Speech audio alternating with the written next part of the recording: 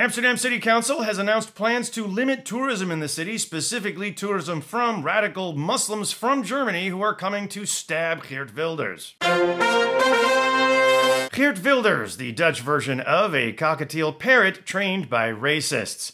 The Dutch anti-Muslim politician started a Draw Mohammed contest because, remember when radical Muslims carried out terror attacks because a Danish cartoonist published a picture of Mohammed? Those were the days. Wilders canceled his contest for security reasons last week, but not before. An Afghan national from Germany attacked two American tourists in Amsterdam's central station, putting them in the hospital.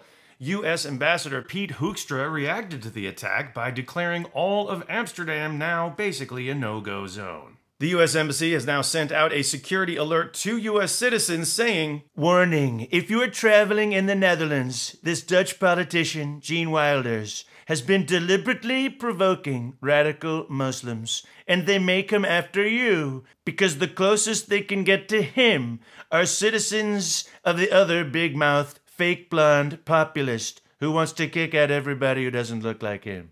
Dutch police received praise for reacting so quickly to neutralize the terror threat. Also receiving praise were Dutch Muslims who collectively responded to Wilders and his contest with that uniquely Dutch form of tolerance.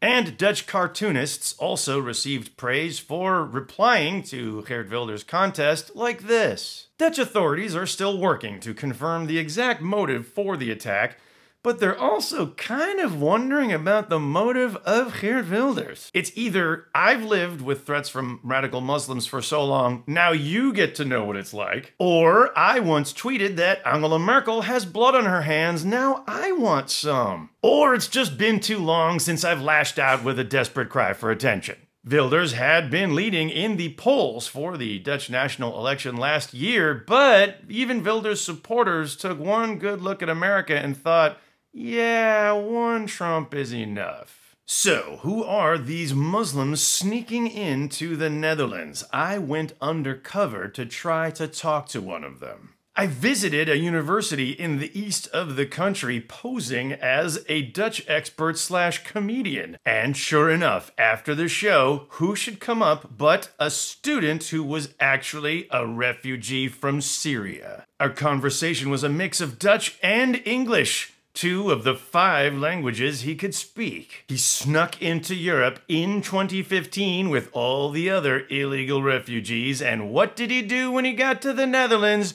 Learned Dutch, studied for his degree at Leiden University, and is now working on his master's in engineering. So that, as soon as they end the war in Syria, he can go back and rebuild shit. I didn't ask him specifically what he thought of the Draw Mohammed contest, but I think he would have answered, cartoonists don't normally use a Waterman pen. Newsroom, it's a newsroom. Listen to the sound of the newsroom. Anything can happen in a newsroom. News, news, news, news, news.